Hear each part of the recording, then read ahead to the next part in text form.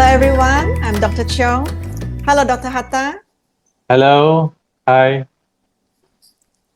Welcome back to our short series on gynecological diseases related to infertility. The first two episodes we talk about PCOS, polycystic ovarian syndrome, and endometriosis. And today we will touch on another common gynae condition called the fibroid, 子宫肌瘤或是子宫肉瘤. Let us start with by inviting Dr. Hatta to tell us what is fibroid and how to diagnose it. Over to you, Dr. Hatta. Thank you very much, Dr. Cheong. Yes, fibroid is a benign condition. That means it's not cancerous. It's whereby the muscle and the fibrous tissue of the uterus have an overgrowth. That means there's a growth, exponential growth of the muscles and the fibrous tissue of the uterus. So it happens it's a very common condition. It happens in women in their reproductive age. That means between 16 to 50. But it's more common in those with the age of above 30. Also more common in patients or women who do not have children. And it is said to be more common in patients with African descent or Afro-African Indian descent. Now, why does fibroid occur? It is still unknown why some people get the fibroid, why some people do not. But it is associated with the estrogen or the female reproductive hormone. Okay?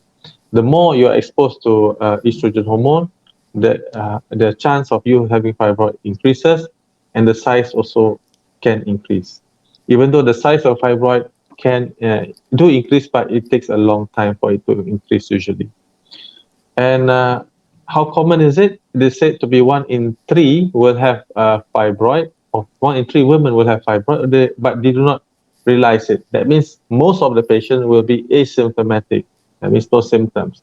However, those with symptoms may experience heavy menstrual bleeding, heavy periods, or feeling a bulge at the tummy, or they may have, if the fibroid causes pressure at the rectum, it may cause constipation, or it causes pressure at the urinary bladder, it may cause frequency in micturition.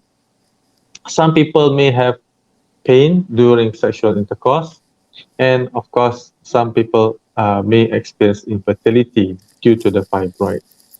So I think I will pass back to Dr. Cheong to explain to you how does fibroid cause infertility. Back to you, Dr. Cheong. Thank you, Dr. Hatta. Yes. Can fibroid cause infertility? The answer is yes and no. It all depends on the location of the fibroid. So let me explain a little bit more. So I'm going to use the same uterus model again.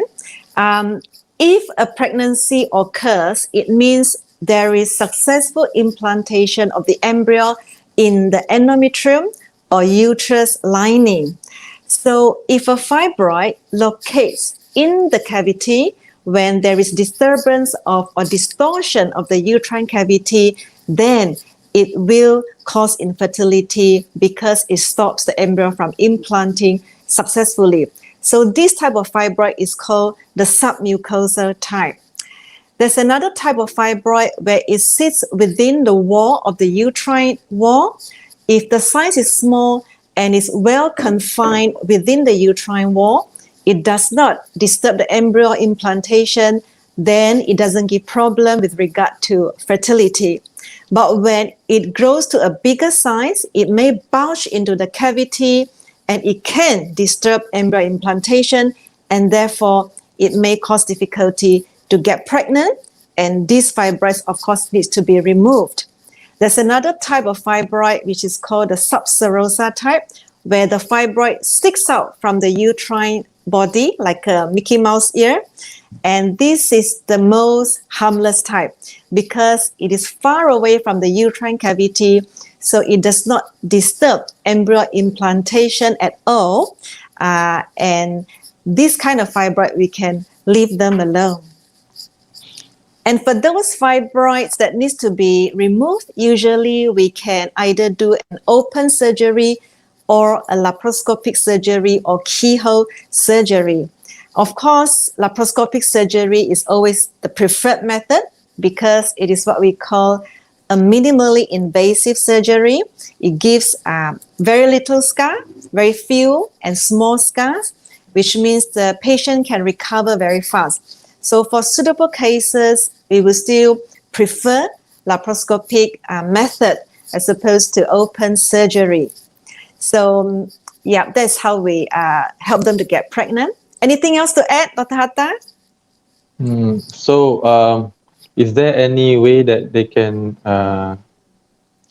reduce the size of the fibroid besides doing surgery?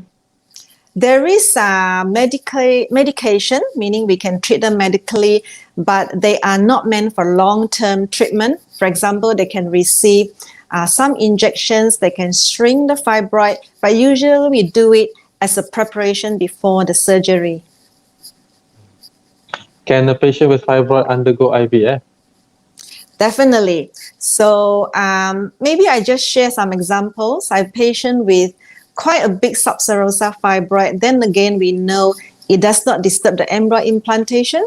So they went ahead with IVF and had successful treatment, and throughout the pregnancy, it's quite uneventful and normal. So the fibroid doesn't give any problem. Of course, there are some patients where the fibroid does cause problem and we need to remove it before they go for IVF treatment. So in other words, fibroid, it is very common. It may or may not cause fertility. Most of it can be left alone. And the good news is, even for those who needs to be removed after surgery, they still stand a very good chance of getting pregnant. So in a way, if you do think you have fibroid, please come and see your fertility specialist, and we will try to diagnose and help you whether we can help you also to conceive and get pregnant. Right? Definitely. That's all for me. Yep. I think we will end our session here. Thank you for joining. So hope to see you again in our next session when we'll be talking to you about pelvic inflammatory disease with blocked tubes. 输卵管阻塞. Thank you again. Thank Bye you, for Dr. now, Cheong. everyone. Bye. Bye-bye, everyone. Dr. Bye. Hatta. Bye.